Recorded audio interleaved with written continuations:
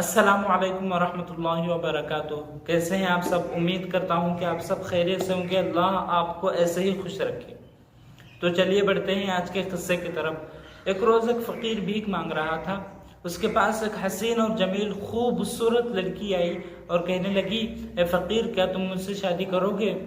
तो फ़कीर ने कहा कि तुम बड़ी खूबसूरत हो, अच्छे घराने से मालूम होती हो, जाओ किसी और से शादी कर लो। तो लड़की ने कहा, मुझे आप बहुत पसंद हो, मैं आप ही से शादी करूंगी। तो फकीर ने कहा, तो चलो ठीक है। फकीर ने उस लड़की को लेकर काजी साहब के पास आया और काजी साहब से कहा, काजी साहब, हम दोनों का निकाह पढ़वा दो।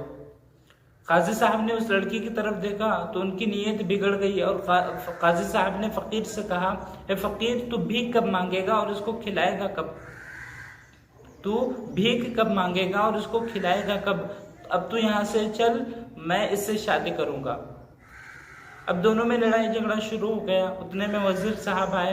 वजीर साहब ने जब काजी और फकीर को लड़ते हुए देखा तो कहा, ए काजी और फकीर, तुम दोनों कमाओगे कब? और काजी से कहा, ए काजी, तू निकाह कब पढ़वाएगा और उसको खिलाएगा कब? अब इससे मैं निकाह करूंगा। अब तीनों में लड़ाई झगड़ा शुरू हो गया। उतने में बादशाह आए और बादशाह ने कहा, वजीर, अगर मैं तुझे निकाल दूं तेरे काम से, तो इसको खिलाएगा क्या और कमाएगा क्या? इससे मैं शादी करूंगा। अब इस बात को लेकर चारों में लड़ाई झगड़ा शुरू हो गया। चारों में लड़ाई झगड़ा शुरू हो गया। अब चारों की लड़ाई झगड़े को देखकर लड़की ने कहा, मैं आप चारों के सामने एक शर्त रखूंगी, जो इस शर्त को पूरी करेगा मैं उससे खुशी खुशी निकाह कर लूंगी, शादी कर लूंगी। तो चारों ने उसकी शर्त मंजूर कर ली। लड़की ने कहा, मैं सबसे पहले भागूंगी और जो सबसे पहले मुझे पकड़ेगा मैं उससे निकाह करूंगी। तो चारों ने कहा, अच्छा ठीक है। तो लड़की भागने लगी।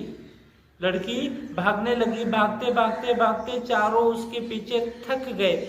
तो लड़की ने आकर कहा, ए बादशाह, ए वजीर, ए काजी, ए फकीर, मैं दुनिया हूँ, मैं खूबसूरत दिखती हूँ, मुझे आज तक कोई हासिल नहीं कर सका और कोई मुझे हासिल नहीं कर पाएगा। मैं दिखती खूबसूरत हूँ, हर कोई मुझे हासिल करने की कोशिश करता है लेकिन मुझे हासिल नहीं कर पाता। तो दोस्तों, आज की इस कहानी से ये मालूम होता है, ये सबक हासिल करने को मिलता है, चाहे इंसान दुनिया में जितना भी कमा ले, जितना भी दुनिया की लालच अपने अंदर बसा ले, दुनिया को हासिल नहीं कर सकता। अपनी किस्मत पर खुश रहना चाहिए। अल्लाह जो दे उस पर राज़ी होना चाहिए। अल्लाह का शुक्र अदा करना चाहिए। कुछ लोग तो ऐसे हैं जिनके पास रहने के लिए घर भी नहीं है। अल्लाह ने आपको बहुत कुछ दिया है।